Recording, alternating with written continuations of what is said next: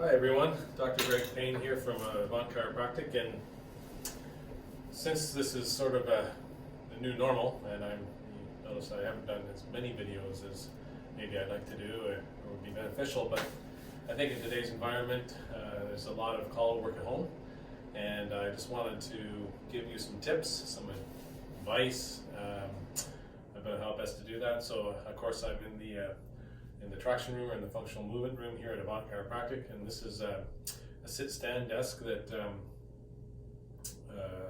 we made for Kristen, for Heike, for myself here at the clinic. And you'll see that basically the way that I have it set up right now is an ideal position when you're sitting working at home.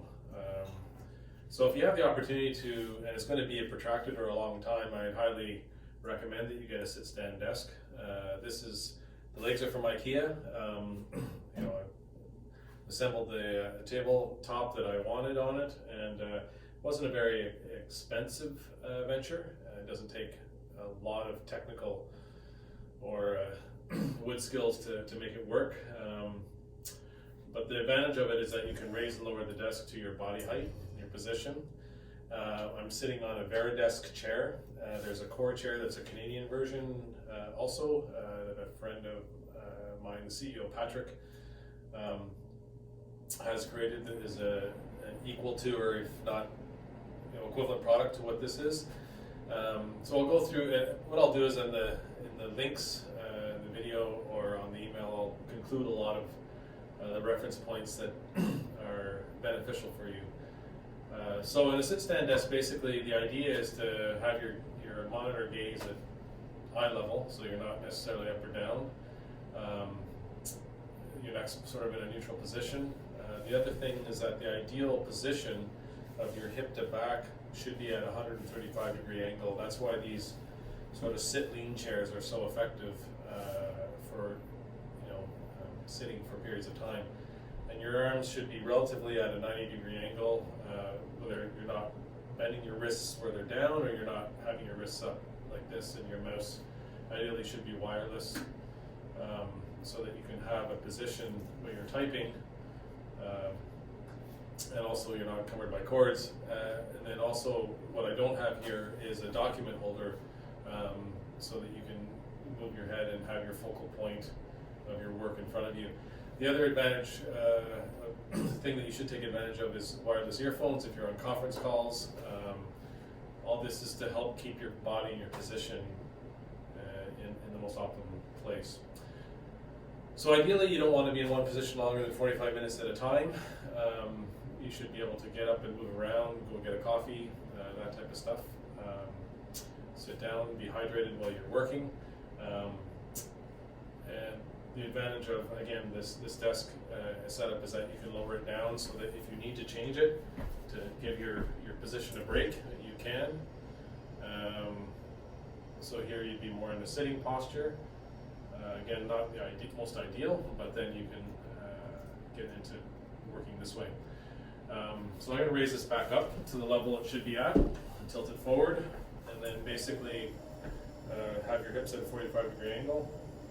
Now in this position, or sorry, a 135-degree angle, and in this position when you're working, to give yourself a break, you can stand.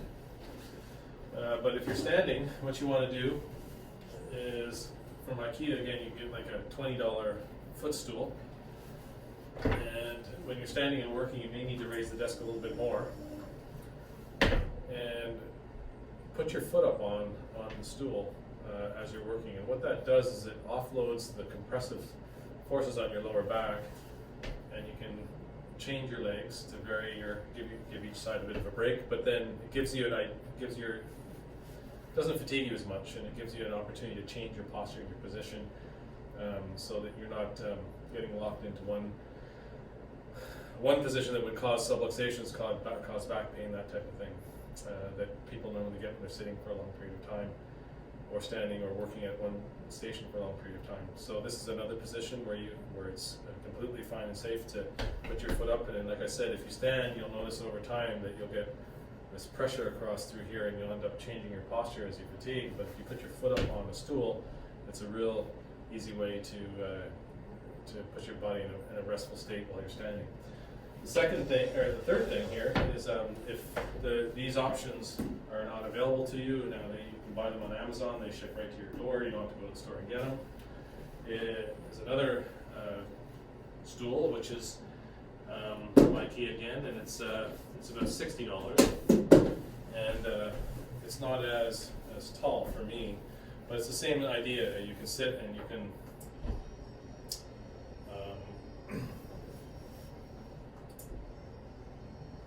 put it a little bit lower, but it's a nice option because it does swivel, it does move, it allows you to do your work without putting a lot of pressure on your hamstrings, cutting off the blood flow. It allows you to move a bit to keep your body in some motion, which is not so bad. But yeah, these are just some general tips when you're working at home. Now, if you don't have a sit-stand desk, the idea is then to get a chair, or like one of these chairs that I'm sitting on, and create a workstation that is static. Now, Varidesk has a sit to a stand, and you can vary the position of it. I'll put that in the links also as an idea. But a lot of people do get creative. They put blocks. They use foam blocks. Actually, I have foam blocks on the iPad I'm videoing from, just improvising as I can here too. It's the same thing at home. You can get creative using different types of cardboard boxes or paper boxes that hold a lot of office paper in it, or something that has some substance that you can put a monitor on and not have it fall down, because that's another hazard. But yeah, and then you can set up the desk in a more static fashion at home, and simply just leave it that way for a while. And then what people do in that case, if they have their desk set up on a static way, so if I go get I have a lot of foam blocks, but you can use different foam blocks to put underneath the monitor, for example, and stack it up in that position so that your monitor and everything's in the right place. So here's what I'm offering to all my patients at Avant is if you are working from home and you've had to make an office station for you to do your work, send me your picture. There's a couple things that can happen. There's a sit posture app, like when we do your posture pictures. I can send you a remote thing. You can take a picture and send it to me, and we can evaluate your posture while you're sitting. So it's a sit posture thing. The second thing is you can make comments on your position while you're at your desk. And so if you email those to me, we can work together and make your home environment as beneficial as possible. And then what I'll also do is I'll include some desk stretches. And this will all be on the website under tips for working at home. So some desk stretches that you can use that will allow you to stay limber and maximize your body's movement and recuperative abilities so you don't get locked up, and then those types of things like headaches, pain, shoulder pain, tension in the shoulders. There's enough stress as there is in today's environment right now that we don't really need to add to that. So anyway, I'll include those stretches and exercises in the link that you can do safely. The other thing is for those that have your dental rolls or your traction devices at home and you're unsure, same type of thing. Email me a picture of your setup and I'll take a look and see whether your position is where it should be versus with the pictures or the setups that I have for you here in the office. The other thing is that we're essential care, so our office is open, limited hours to respect the Ministry of Public Health initiatives of distancing and not causing a lot of interaction to mitigate the spread of this COVID-19 virus. So the way that works is call or email Heike, and we have some specific times that are here for emergency chiropractic care. I've had to do that a bunch this week already, so there's some stuff that we do do. If you have traveled and you're not sick, then you should come in with a mask for the protection of others. But and others that, I have masks for myself to wear, and so we can make this environment as safe and effective to continue your health and well-being. So that's kind of what we're up to now, and just some resources to help you through.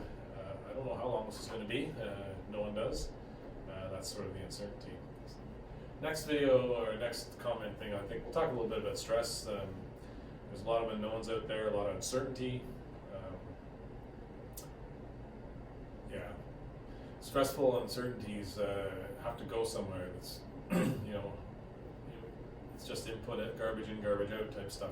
If you have a lot of that going on in your life, like what most of us do right at the moment, because we just don't have enough data to make a lot of educated calls. So a lot of times, I don't envy our public servants and the people that are handling this crisis, because they have to make decisions based on information that's either incomplete or they're simply guessing as at a best case scenario. So we should do what we are asked to do in order to get good data, so we can know what best to do in the next time this thing happens, if it ever does in our lifetime. But the stress nonetheless is still present there. People are home, they're in proximity quarters, their routines are disrupted. All that goes right into their spine and their muscle and their nerve system, and then it has to express itself somehow. And that's usually why people feel more aches and pains in today's climate. But we're here to help. If yours is an acute or emergent care, or you're degenerating, or your condition is degrading, we'll see what we can do. So that's my thoughts for today. I know it's a long-winded video. Maybe I'll break it up. If you guys can stick with it, watch the way through it. But we're in this together, and we'll get through it. We're made a hardy stock, and we'll do it. So anyway, blessings everyone, and